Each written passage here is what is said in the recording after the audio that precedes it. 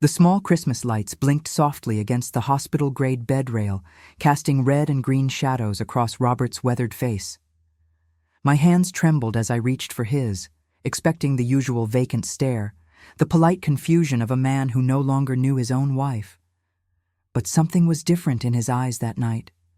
Something I hadn't seen in 3 long years. His fingers tightened around mine with a strength I'd forgotten existed. His lips parted, and the voice that emerged was his real voice, not the hollow echo I'd grown accustomed to. "Maggie," he said. "My Maggie." The ornament I'd been holding slipped from my other hand and shattered against the hardwood floor of our bedroom, but I barely heard it. Because in that moment, on Christmas Eve 2024, my husband came back to me. Just for a little while. Just long enough to remind me why I'd stayed all these years, watching the man I loved disappear piece by piece into the fog of a disease that showed no mercy. But I'm getting ahead of myself. Let me take you back to where this really began. Because the story of that miraculous Christmas starts long before the twinkling lights and whispered memories. It starts in a time when Robert still knew my name every single morning. My name is Margaret Louise Thompson, though everyone who knows me calls me Maggie. I'm 71 years old now, and I've lived my entire life in Portland, Oregon, in a modest craftsman-style house on the east side of the city where the rain falls steady and the Douglas firs grow tall enough to block out the gray winter sky. I've been married to Robert James Thompson for 47 years, though for the last 3 of those years, I've essentially been married to a ghost of the man I once knew. Before I tell you about the heartbreak and the miracle, before I explain how Christmas Eve gave me back something I thought was gone forever, I need you to understand who we were, who I was. Because the story of love lost and found isn't complete without knowing what that love looked like when it was whole. If you're watching this story unfold, if you've stumbled upon this channel looking for something real, something honest about the challenges and triumphs of being a woman over 50 in America today, then I want to ask you something. This story is free. I'm sharing the most vulnerable parts of my life with you at no cost, hoping that maybe, somewhere, another woman facing what I've faced will feel less alone. All I ask in return is this. If this story touches you, if you want to hear more real stories from real grandmothers who've lived through more than most people could imagine, please take 1 second to click that subscribe button and turn on the notification bell. It costs you nothing, but it helps this channel reach other women who need to hear these words. And while you're at it, hit that like button. I know it seems like a small thing, but those little clicks help more than you might think. They tell the algorithm that this matters, that our stories matter, that the experiences of older women deserve to be heard. Drop a comment telling me what you think, or let me know what city or country you're watching from. I love knowing that my story might be reaching someone in Texas, or Tennessee, or halfway across the world. Your support is what keeps this channel alive, what helps it grow and reach more people who need to know they're not facing their struggles alone. Thank you, truly, for being here. Now, let me take you back to 1977. That was the year everything changed for me, though I didn't know it yet. I was 24 years old, working as a secretary at a lumber supply company in downtown Portland, living in a tiny studio apartment that smelled perpetually of the Vietnamese restaurant on the first floor. My parents had both passed by then, my father from a heart attack when I was 19, and my mother from breast cancer 3 years later. I had an older brother, Daniel, who'd moved to Seattle for work, and we talked maybe once a month, if that. I was lonely in the way that young women in cities can be, surrounded by people, but not really connected to any of them. The lumber company where I worked occupied a squat brick building near the Willamette River, and my job consisted primarily of typing up orders, answering the phone in my most professional voice, and making coffee for the salesmen who came through the office with their promises and their commission checks. It wasn't glamorous work, but it paid my rent and kept food on my table, which in 1977, America was enough for a girl like me with a high school diploma and decent typing skills. Robert walked into that office on a Tuesday in March. I remember it was Tuesday because Tuesdays were when I had to reconcile the previous week's invoices, a task I despised with every fiber of my being. I was buried in a pile of carbon copies, my fingers stained with the purple ink that smudged off the papers, when I heard the bell above the door jingle. I looked up, already preparing my standard greeting, and there he stood. He was 27 years old, tall and lean in the way of men who do physical work for a living, with dark brown hair that curled slightly at the ends and eyes the color of Pacific Northwest moss after a rainstorm. He wore work boots that had seen better days and carried his jacket over one arm despite the chill March wind that followed him through the door. When he smiled at me, something in my chest did a strange little flip that I'd never experienced before. He needed to place an order for a construction crew he was working with, something about 2x4s and plywood for a house they were framing up in the West Hills. I took down all the information in my most businesslike manner, trying not to notice the way his hands moved when he talked, strong and capable and marked with the small scars of a working man. He thanked me, said he'd be back to pick up the order on Friday, and left me sitting there with my heart beating faster than it had any right to beat over a simple lumber order. He came back on Friday, just like he said he would, and the Friday after that.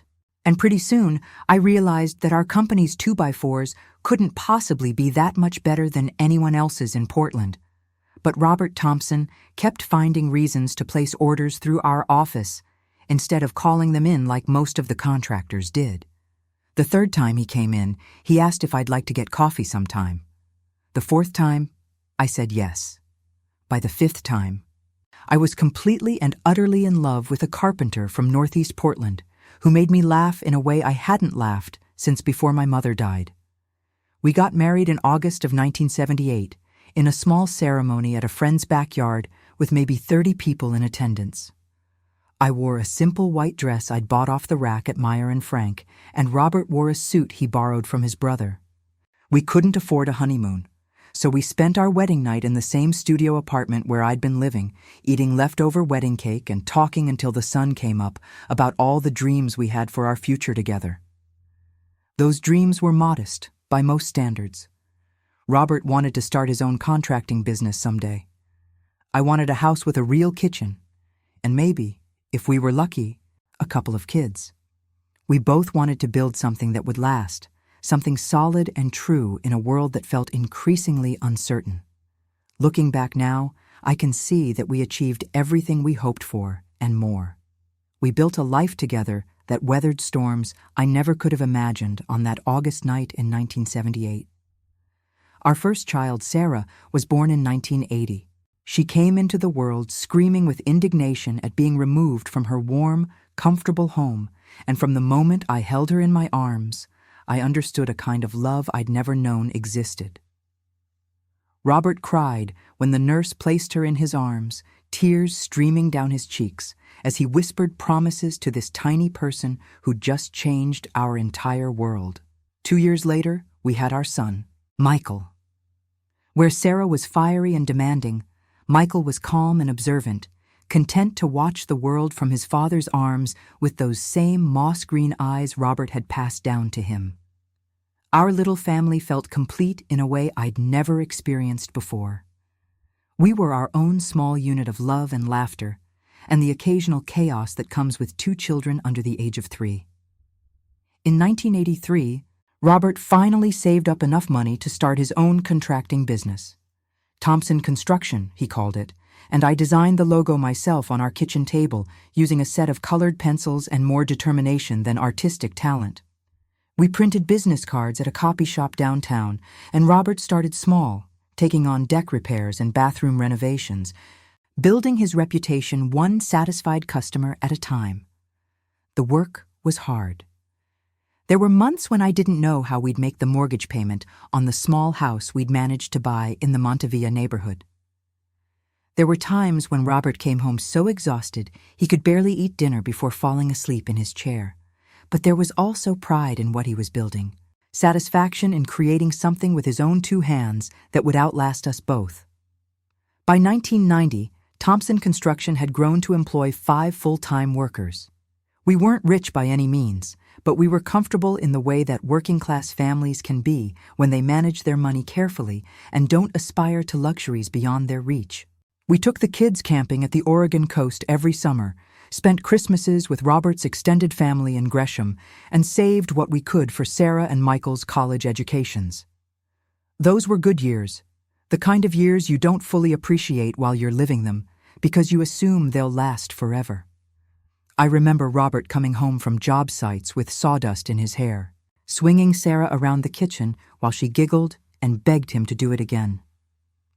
I remember Michael following his father around like a shadow, absorbing everything Robert could teach him about measurements and materials, and the satisfaction of building something that would stand long after you were gone. I remember the way Robert would find me in the kitchen on Saturday mornings, wrap his arms around my waist from behind, and rest his chin on my shoulder while I made pancakes for the kids. I remember the smell of his aftershave, the feel of his calloused hands against my skin, the way he'd hum old Elvis songs under his breath while he worked in the garage.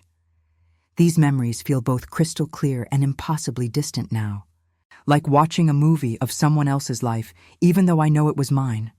I lived those moments.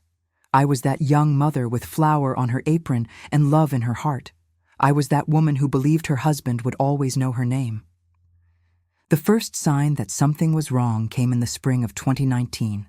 Robert was 70 years old by then, still working, though he'd scaled back his hours considerably and left most of the physical labor to his younger employees. We'd been talking about full retirement, about taking that trip to Hawaii we'd always promised ourselves, about spending more time with our grandchildren. Sarah had married a software engineer named David and given us 2 beautiful grandchildren, Emma and Jackson. Michael had followed his father into construction, married a schoolteacher named Lisa, and had a daughter named Sophie. Our family had grown and flourished in ways that filled my heart with gratitude every single day. That particular spring afternoon, Robert called me from a job site in Beaverton. He sounded confused, agitated in a way that was completely unlike him. He couldn't remember where he'd parked the truck, he said. He'd walked around the parking lot 3 times and couldn't find it anywhere. I told him to stay where he was, that I'd drive out and help him look. When I arrived 40 minutes later, I found Robert standing next to his truck with a bewildered expression on his face. The truck had been right where he left it, in the same spot where he always parked when he visited that particular supply store. He'd walked past it 6 times without recognizing it. I should have known then. Some part of me did know, but I pushed the knowledge down deep where I wouldn't have to look at it. Everyone forgets things sometimes, I told myself. He's been working too hard, not getting enough sleep. It's stress. It's age. It's anything except what it actually was. The incidents became more frequent over the following months. Robert would forget appointments we'd made, insist we'd planned dinner with the kids on nights when nothing was scheduled. He'd ask me the same question 3 times in an hour, genuinely surprised each time when I pointed out he'd already asked. He started having trouble with his accounting, numbers that had always come easily to him suddenly becoming an incomprehensible jumble on the page. In November of that year, Michael called me from a job site, his voice tight with worry. Dad had shown up without his tools, he said. He'd driven all the way to the site, but left his toolbox sitting in the garage at home. When Michael had asked him about it, Robert had gotten defensive, insisting he'd never owned a red toolbox, even though he'd been using that same red Craftsman toolbox for 30 years. I made an appointment with our family doctor the next day. Dr. Patterson had been treating us for 15 years, and she knew Robert well enough to recognize immediately that something was seriously wrong. She ran blood tests, checked for vitamin deficiencies, ruled out thyroid problems and medication interactions. When all those tests came back normal, she referred us to a neurologist. The neurologist's office was in a medical building downtown, all white walls and abstract art that was probably supposed to be soothing, but only made me feel more anxious. Dr. Chen was a woman in her mid-40s with kind eyes and a gentle manner that I appreciated even as I resented what she was about to tell us. She ran Robert through a series of cognitive tests, asking him to remember lists of words, draw a clock face, answer questions about current events. I watched my husband struggle with tasks that should have been simple, saw the frustration and fear building in his eyes as he realized he couldn't do things that had been easy just a year ago. My heart broke a little more with each failed test, each confused answer, each moment when I could see him grasping for something that used to be there but had slipped through his fingers like water. Dr. Chen ordered an MRI and additional testing. We came back 2 weeks later for the results, sitting in her office with our hands clasped together while she explained what the scans had shown. The words felt like they were coming from very far away, filtered through layers of cotton and denial. Early-onset Alzheimer's disease, she said. Progression already evident in multiple brain regions. No cure, only treatments that might slow the decline. Time to start thinking about future care needs, legal preparations, making the most of the time we had left while Robert was still himself. I heard all of it, and none of it, my mind refusing to process what she was telling us. This couldn't be happening. Not to Robert, not to us. We were supposed to grow old together, yes. But the kind of old where you sit on the porch and complain about your aching joints and watch the grandkids play in the yard. Not this. Never this. Robert squeezed my hand, and when I looked at him, I saw tears streaming down his face. He understood what the doctor was saying, understood what it meant for our future, for all those plans we'd made. In that moment, he was still completely there. Still the man I'd married, and that somehow made it worse because I knew with absolute certainty that I was about to lose him. We drove home in silence, the Portland rain hammering against the windshield like it was trying to break through the glass. When we pulled into our driveway, Robert turned to me with an expression I'll never forget as long as I live. "I'm scared, Maggie," he said. "I'm so scared." I held him while he cried. This strong man who'd built houses and raised children and carried me through every difficulty we'd faced together. I held him and made promises I had no idea if I could keep. "I'll be here," I told him. "No matter what happens, no matter how hard it gets, I'll be right here beside you. You're not going through this alone." Looking back now, I had no idea what I was promising. I couldn't have understood then what the next 5 years would bring, what it would mean to watch someone you love disappear while their body remains standing right in front of you. But I meant every word, even in my ignorance, especially in my ignorance.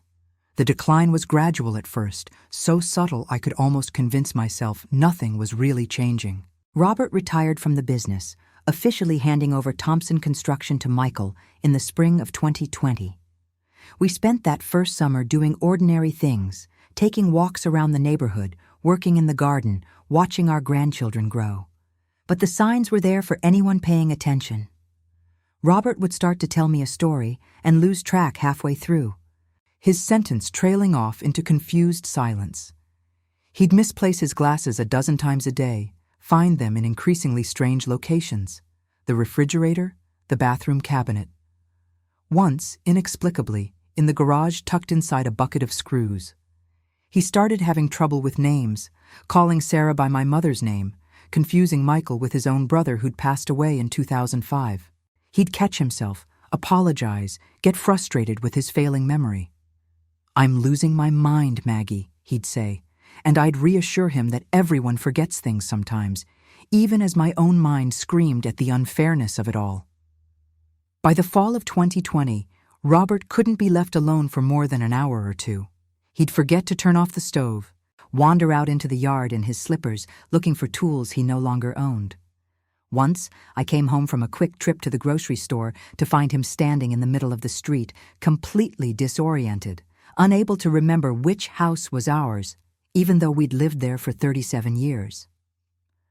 Sarah and Michael stepped up in ways that made me proud and broke my heart simultaneously. They took turns staying with their father when I needed to run errands or attend appointments. They researched care facilities and support groups, looked into respite care options and adult day programs. They were doing everything right, everything the doctors and counselors recommended. but it still felt like we were all drowning slowly in a sea of paperwork and impossible decisions. The hardest part wasn't the practical stuff, though that was challenging enough. The hardest part was watching Robert drift further and further away from me while I remained absolutely powerless to pull him back. There would be moments, brief and precious, where he'd be fully present. He'd look at me with those green eyes, and I'd see my husband there. The man who'd danced with me in our kitchen and built a life with me from nothing but love and determination. And then the moment would pass, and he'd be gone again, looking at me like a stranger he was trying to place.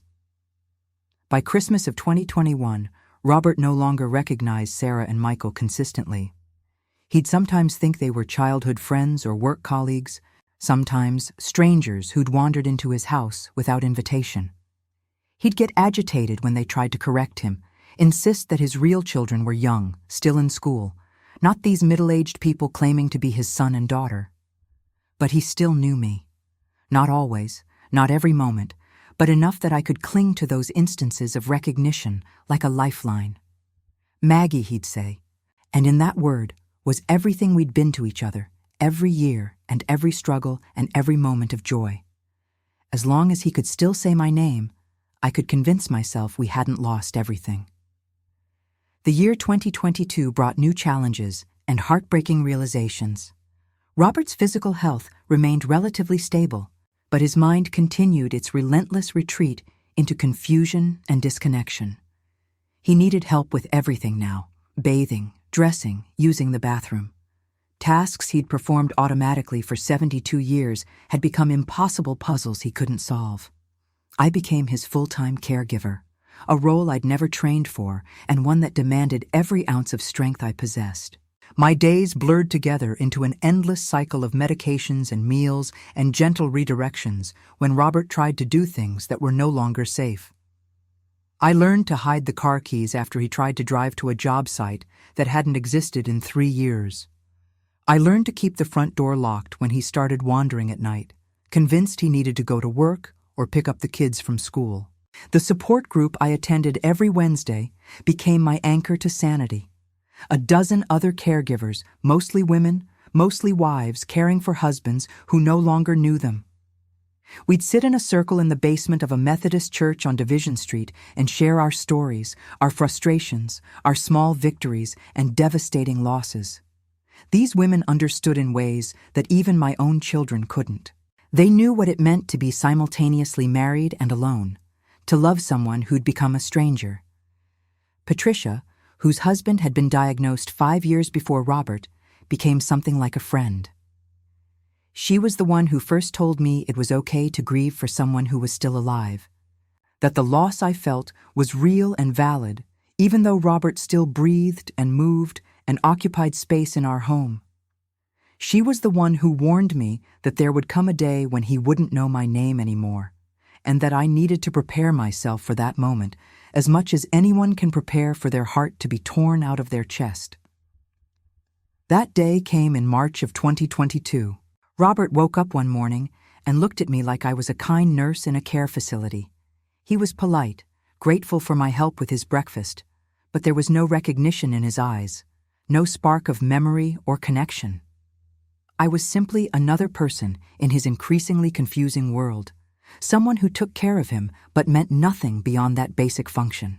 I locked myself in the bathroom and cried until I thought I might be sick, my body shaking with sobs I'd been holding back for months.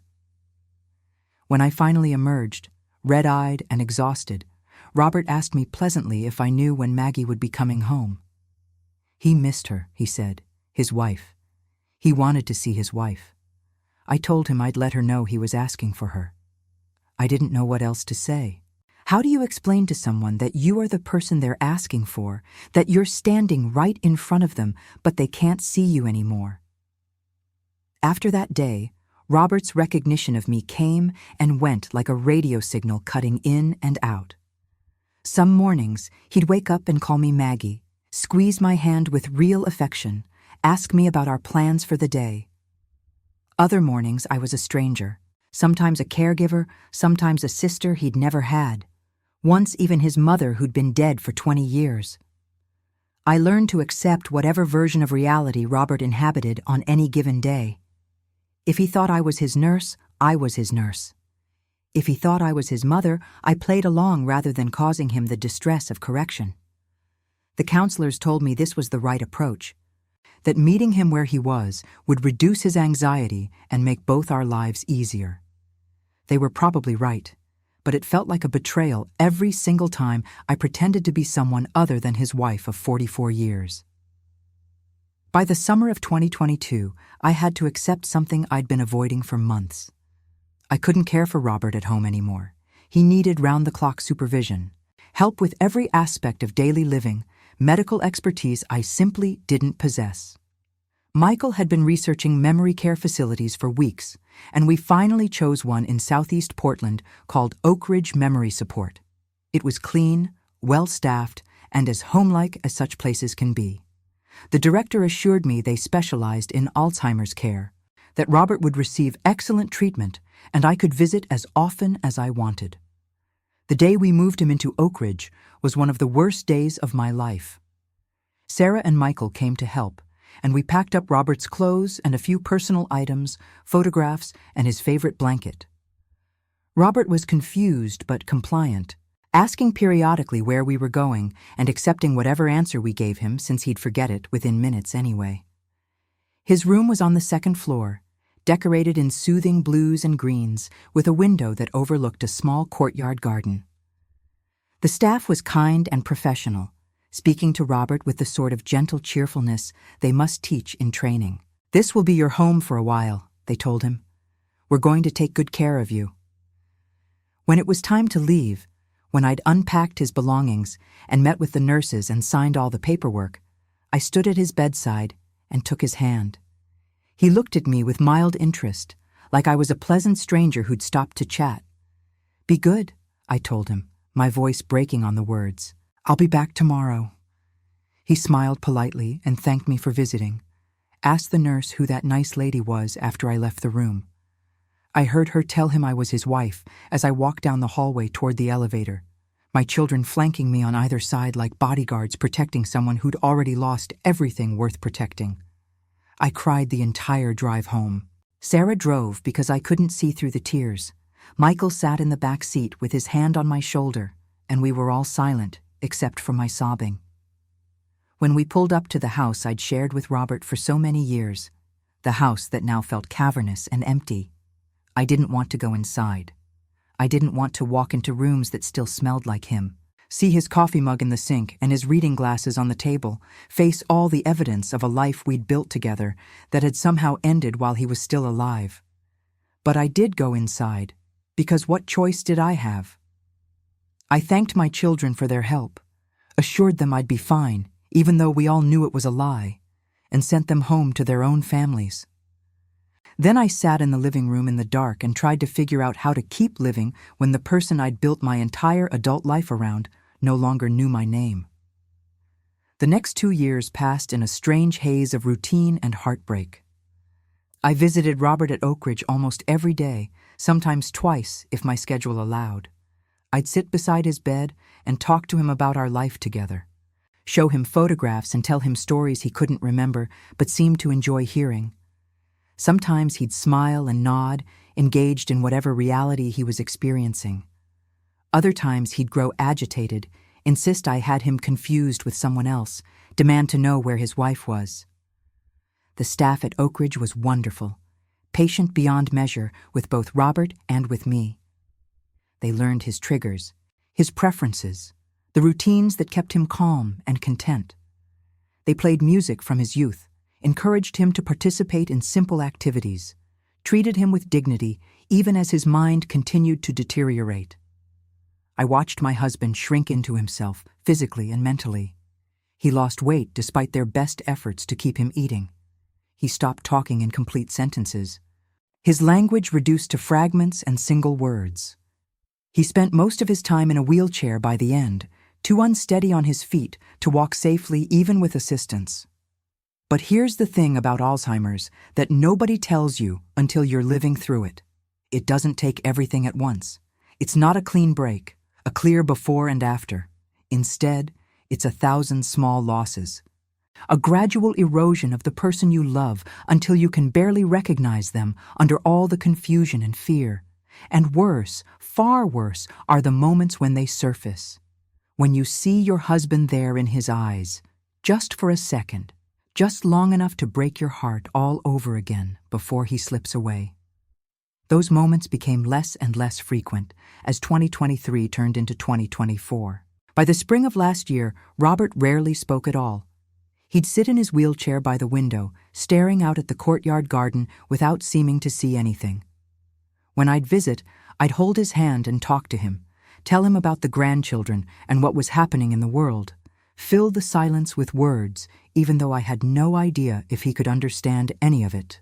The doctors prepared me for the fact that Robert's physical health would eventually decline along with his mental state.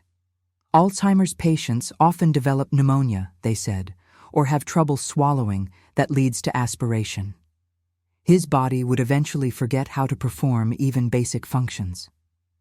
We should start thinking about end-of-life care, about what interventions I wanted them to pursue and which ones I didn't. I couldn't think about it. I couldn't imagine making decisions about when to let my husband die, which measures were worth taking, and which would only prolong suffering.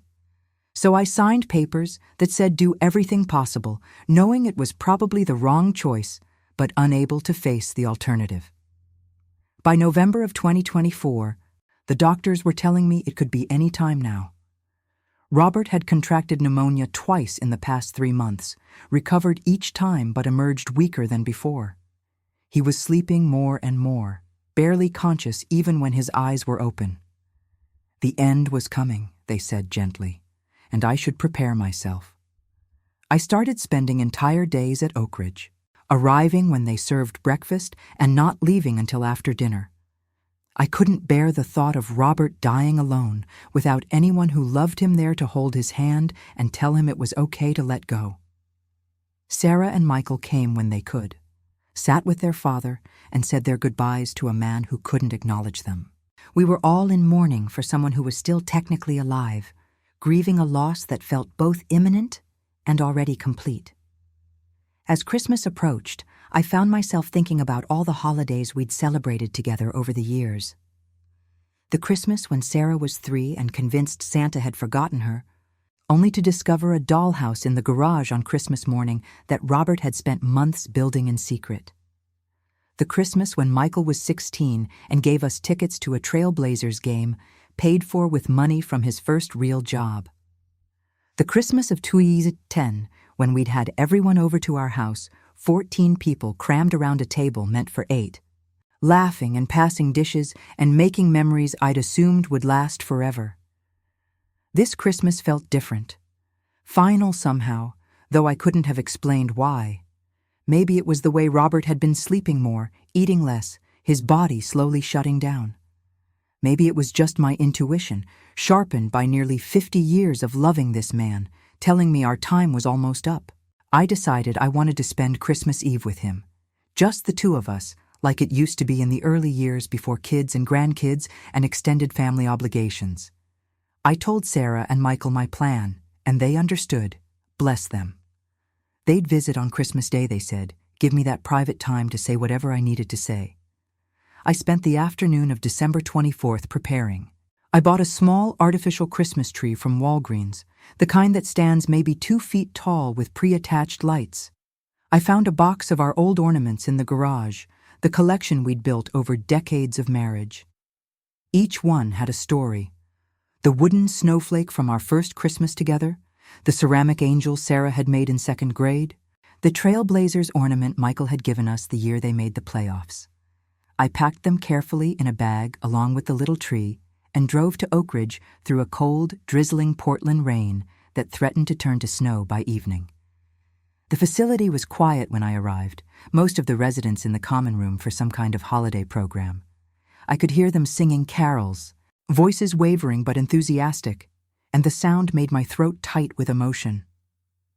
Robert was in his room, as I'd expected. He spent most of his time there now, the activity and noise of the common areas too overwhelming for his fragile mind.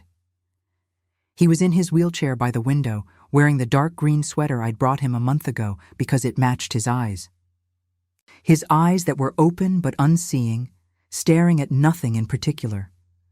I set up the little tree on the table beside his bed, plugging it into the wall outlet and watching the small white lights blink to life. Then I started hanging ornaments, talking to Robert as I worked, even though he gave no sign of hearing me.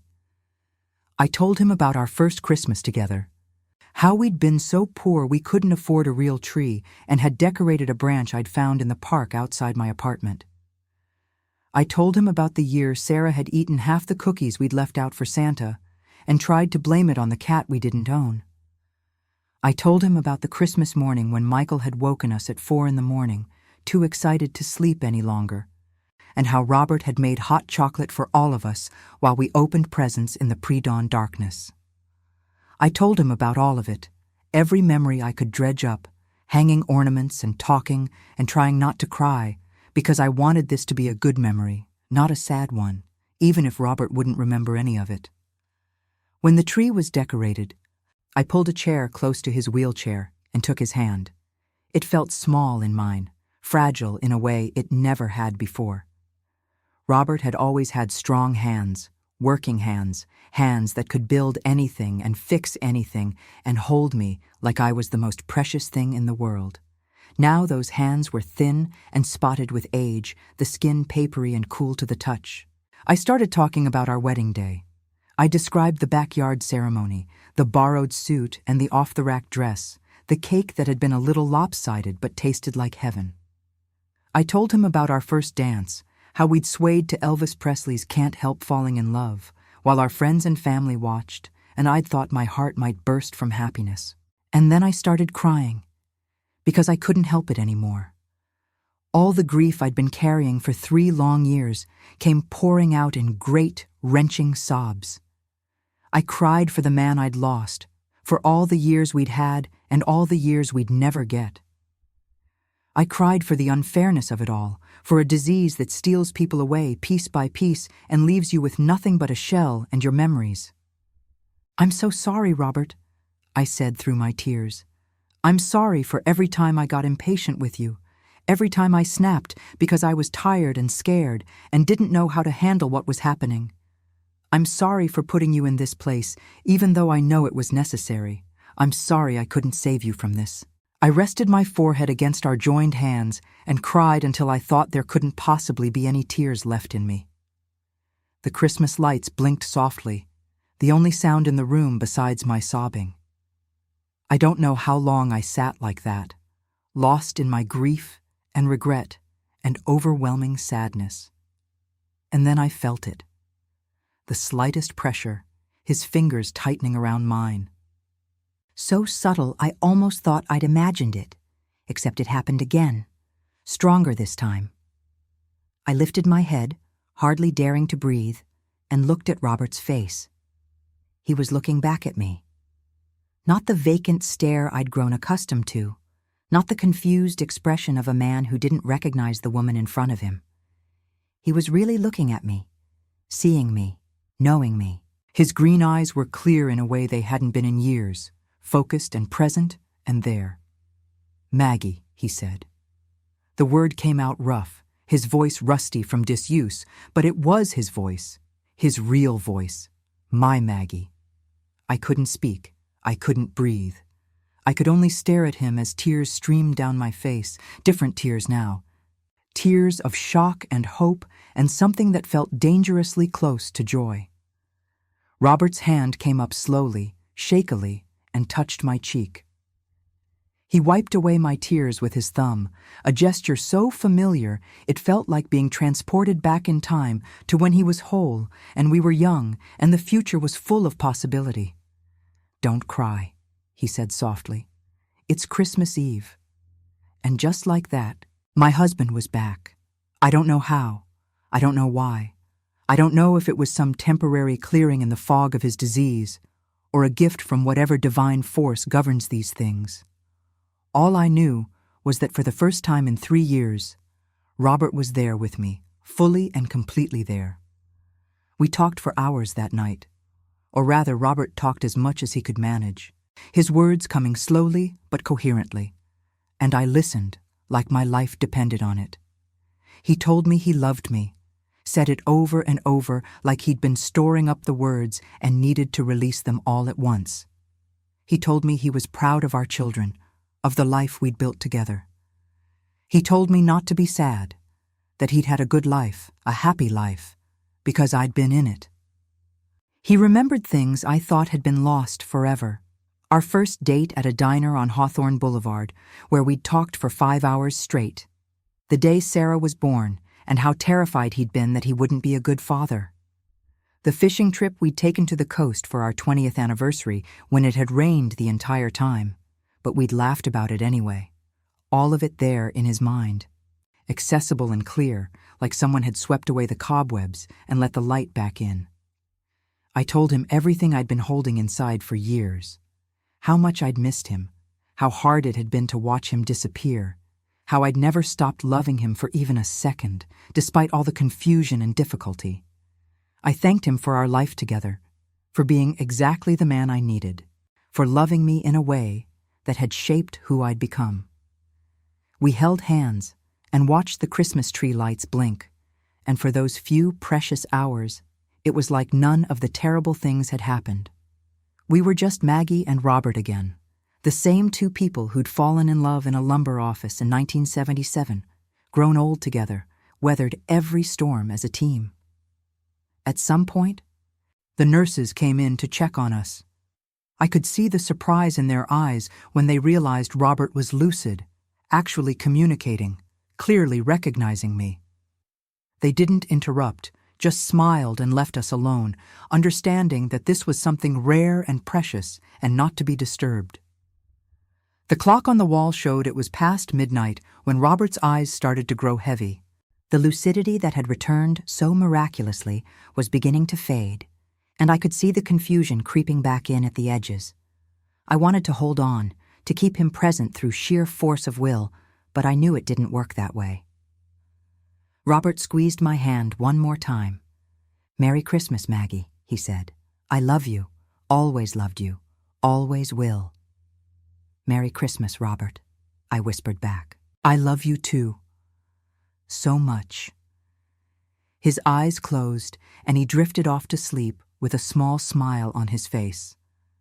I sat with him until the sun started to rise on Christmas morning, watching him breathe, memorizing every detail of this night I'd been given. Whatever happened next, however much time we had left together, I would always have this perfect, impossible gift of one more night with the man I loved. When I finally left Oak Ridge that morning, the threatened snow had started to fall, coating Portland in a thin white blanket that made everything look clean and new. I drove home through empty streets, exhausted and emotionally wrung out, but somehow lighter than I'd felt in years. Sarah and Michael came over later that day, and I told them what had happened. We all cried together, grateful for this unexpected blessing, this brief glimpse of their father as he used to be. It was the best Christmas gift any of us could have received. Robert passed away on January 17th, 3 weeks after our Christmas Eve miracle. He developed pneumonia again, and this time his body didn't have the strength to fight it off. I was there when he died, holding his hand just like I'd promised all those years ago in Dr. Chen's office. He didn't have any more moments of lucidity after Christmas Eve. The last 3 weeks of his life, he was mostly unconscious, his breathing shallow and labored. But I'd gotten what I needed from him on that one perfect night. I'd gotten to say goodbye to the real Robert, to tell him everything I needed him to know, and hear him tell me one more time that he loved me. The funeral was simple, exactly what Robert would have wanted. We held it at the same Methodist church where I'd attended my caregiver support group all those months, and it seemed fitting somehow. Sarah and Michael both spoke, sharing memories of their father that made everyone laugh and cry. I didn't speak, couldn't have managed it even if I'd wanted to, but I read a poem Robert had always liked, my voice steady through sheer determination. We buried him on a gray January day in a cemetery in southeast Portland. under a Douglas fir that reminded me of all the trees he'd worked with throughout his construction career. The headstone I'd chosen was simple granite with both our names on it, Robert James Thompson and Margaret Louise Thompson, because even though I was still alive, I wanted him to know I'd be joining him there someday. We'd be together again, just like we'd always been. The weeks after Robert's death were strange and difficult in ways I hadn't expected. I'd been grieving him for 3 years already, mourning the loss of who he'd been, even while his body remained alive. I thought I'd be prepared for his actual death, that it would almost be a relief after watching him suffer for so long. But I was wrong. The finality of it hit me hard.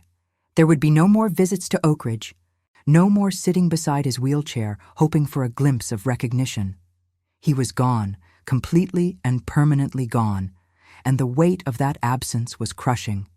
I had to sort through his belongings, pack up his clothes and personal items from Oak Ridge, make 100 small decisions about what to keep and what to donate. Every object felt heavy with memory. His favorite flannel shirt that he'd worn until it was soft as tissue paper. His work boots, still in the garage, still carrying traces of sawdust from job sites he'd worked decades ago. His reading glasses, his wallet, his wedding ring. The house felt too big and too empty. I'd catch myself setting 2 places at the table, brewing 2 cups of coffee in the morning. I'd hear a sound and think Robert was home, only to remember with a fresh stab of pain that he'd never be home again. My support group helped, as it had throughout the caregiving years. These women understood what I was going through because they'd been through it themselves, or soon would be. We'd sit in our circle and share our grief, and there was comfort in knowing I wasn't alone in this particular kind of hell. Patricia, whose husband had died 6 months before Robert, took me out for coffee one afternoon in February. She told me something I've never forgotten. "The grief gets different," she said, "but it doesn't really get better. You just learn to carry it better, learn to make room for joy alongside the sadness. And those moments of connection you had with Robert at the end? Hold on to those. They're precious beyond measure." She was right. In the weeks and months that followed, I found myself thinking about that Christmas Eve constantly. It had been real. I knew it had been real, and it had been a gift. A chance to say goodbye, to hear Robert tell me he loved me one more time, to have a few hours when our connection was restored and the disease couldn't touch us. It's been almost a year now since Robert died. A year of learning how to be just Maggie instead of Maggie and Robert. Learning how to fill my days with purpose and meaning when the person who'd given those days structure for nearly 50 years was gone. I've stayed close with Sarah and Michael, watched my grandchildren grow and change. Emma started high school this year. Jackson is obsessed with basketball, and Sophie is learning to read. They ask about their grandfather sometimes, want to hear stories about when their parents were young and he was still himself. I tell them everything I can remember, paint pictures with words of the man Robert was before Alzheimer's took him from us. I've also started volunteering at Oak Ridge, which surprised everyone, including me. I spend 2 afternoons a week there, sitting with residents who don't get many visitors, keeping them company the way I kept Robert company all those months. It's hard sometimes, being back in those hallways, seeing other families going through what I went through. But it also feels important, like I'm honoring Robert's memory by helping others facing the same terrible disease.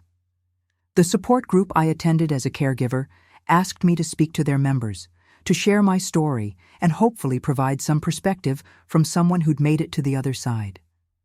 I was nervous about it, worried I wouldn't know what to say or that I'd break down crying in front of everyone. But when I stood up in that church basement and looked at those exhausted, grieving faces, I knew exactly what I wanted to tell them. I told them about the long, hard years of watching Robert disappear. I didn't sugarcoat it or pretend it was anything other than devastating. But I also told them about Christmas Eve 2024, about the miracle of those few hours when I got my husband back one last time.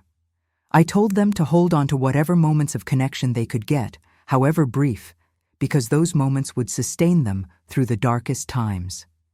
And I told them something else, something I believe with my whole heart. Love doesn't end with death, and it doesn't end with dementia. Even when Robert didn't know my name, I loved him. Even when he looked at me like a stranger, I loved him. That love was the most real, most solid thing in my life, and Alzheimer's couldn't touch it no matter how much it took from us. There were tears in that room when I finished speaking, but there was also something else. Hope, maybe, or at least the possibility of hope. The understanding that even in the midst of this terrible disease, there could be moments of grace and connection and love that transcended the confusion and loss. I still miss Robert every single day. I miss the sound of his voice, the weight of his hand in mine, the way he'd hum while he worked on projects in the garage. I miss our conversations, our inside jokes. The comfortable silence of two people who knew each other so completely that words weren't always necessary. But I'm grateful too. Grateful for the 47 years we had together, for the family we built, for every ordinary day and every special moment. Grateful for Christmas Eve 2024, for that unexpected gift of clarity and connection that let us say goodbye properly. Grateful that even though Alzheimer's took so much from us, it couldn't take our love. I've learned things about myself over these past 5 years that I never would have learned otherwise. I'm stronger than I thought I was, more resilient, more capable of enduring pain without breaking completely.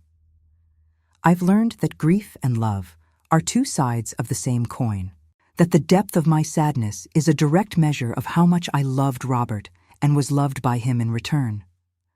I've also learned that it's never too late to find meaning in suffering, to take something terrible and transform it into something that might help others. My volunteer work at Oak Ridge, my speaking to support groups, even this story I'm sharing now. These are my ways of making Robert's struggle matter, of ensuring that what we went through wasn't just random tragedy, but something that could provide comfort or guidance to someone else facing similar darkness. If you're watching this and you're caring for someone with Alzheimer's, I want you to know something. You're not alone. What you're feeling, the exhaustion, the grief, the anger, the occasional resentment, the overwhelming sadness, all of it is normal and valid. This disease is cruel in ways that are hard to explain to people who haven't lived through it. It steals people away while leaving their bodies behind, creating a unique kind of loss that happens gradually over years instead of all at once. But I also want you to know that love persists.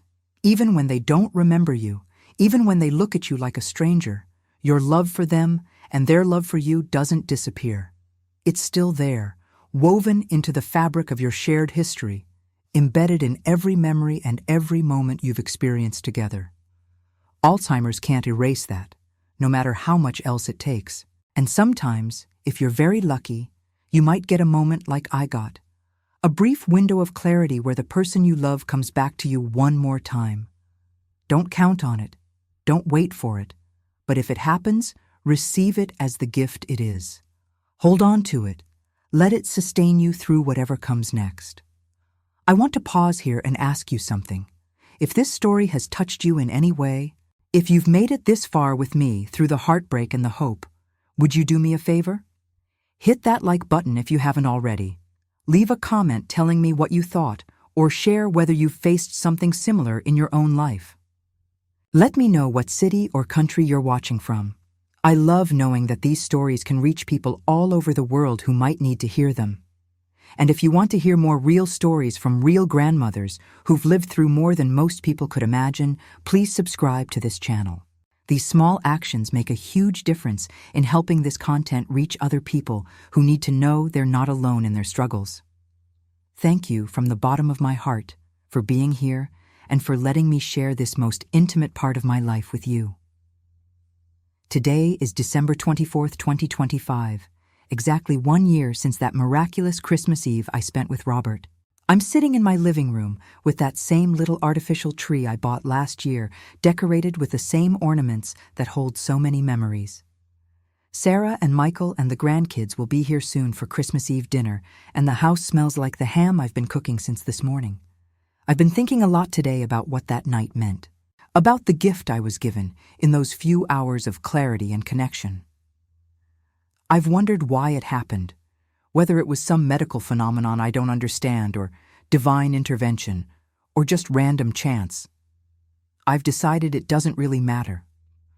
What matters is that it happened, that I had one more conversation with the man I loved, one more chance to tell him everything I needed him to know. There's a grief counselor I've been seeing since Robert died, and she told me something recently that resonated deeply. She said that closure is a myth, that we never really get full closure when we lose someone we love.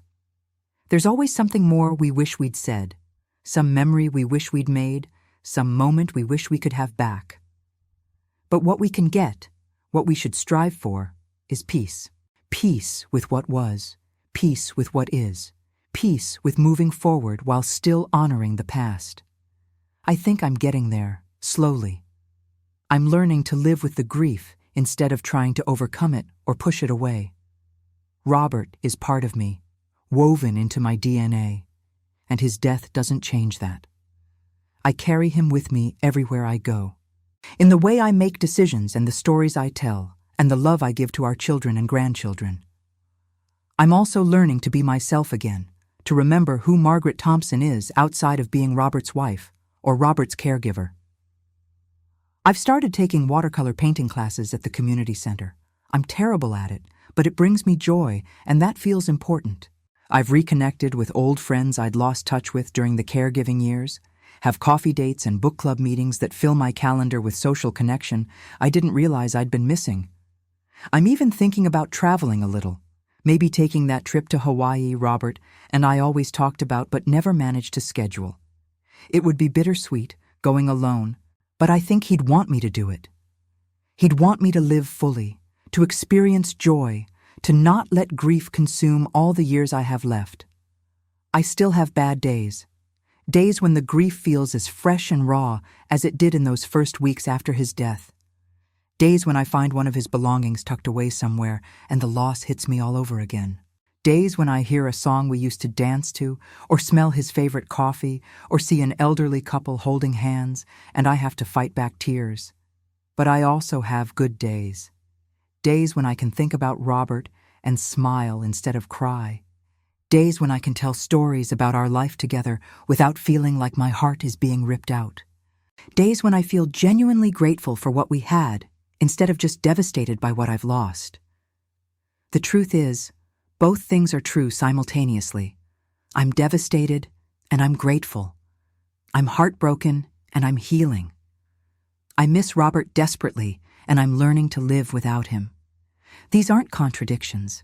They're the complex, messy reality of grief and love and moving forward after loss.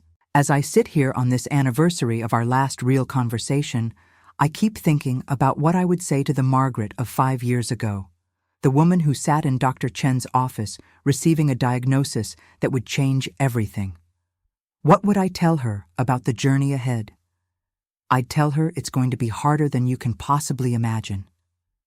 There will be days when you don't think you can take one more minute of watching the man you love slip away from you.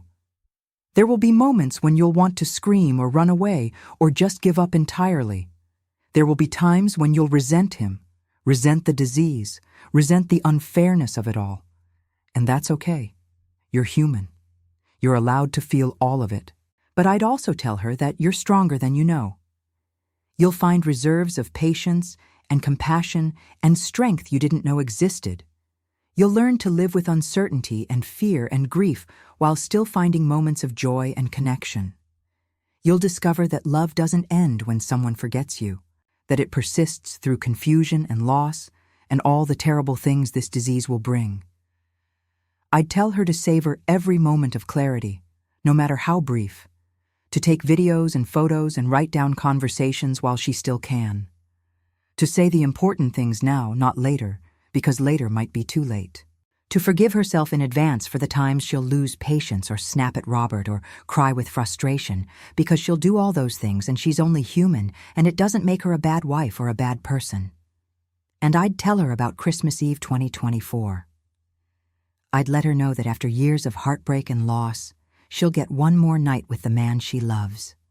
One more conversation. One more chance to say goodbye. One more moment of connection that will sustain her through everything that comes after. Hold on to that, I'd tell her.